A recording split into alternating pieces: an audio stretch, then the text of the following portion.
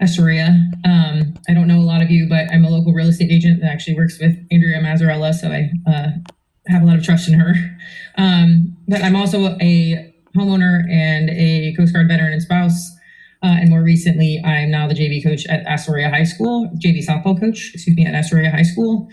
So when I say I'm definitely emotionally invested in this community, I mean that, and I try to put my money and my time where my mouth is. Mainly right now, that's keeping myself sane and trying to help high schoolers not kill each other over boys. So that's where I'm at. I felt inclined to speak tonight because of the impact that this issue has had on me personally. Last year, my duplex at 66 West Bond Street was actually set on fire by a houseless man who has significant mental health issues.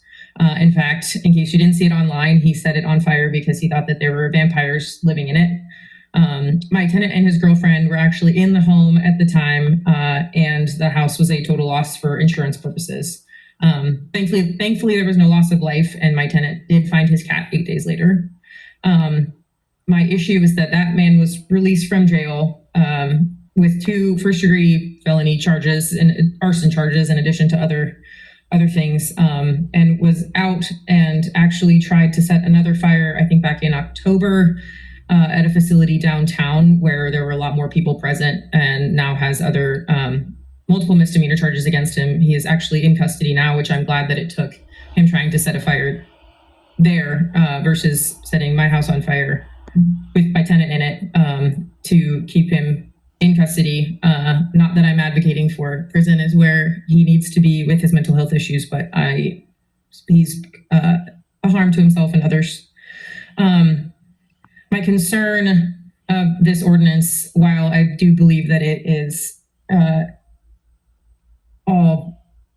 I believe it comes from a good place, that I think that communities like mine, especially in unincorporated parts of the county, will end up being impacted by something like this, as well as things start to get pushed out. I feel like it's just another way to pass the buck onto someone else. While I am not advocating that it should be on local businesses and homeowners downtown to have to shoulder that burden, I think that without more implementation and more focus on mental health, and I realize that this is a multifaceted issue. I'm not saying that this is a one pass thing, but I think without that, I feel like we continue this argument of who is going to shoulder this burden. And I also say this from a place of not wanting people to feel like I'm referring to them as burdens because they are houseless. I am very compassionate, and I feel for people that do not have a home. So thank you very much for listening to my comments. Thank you. And thank you, Chief Kelly, for attempting to come up with a solution. I just don't know if it's the right one. Thank you. Thank you, Ms. Klibark.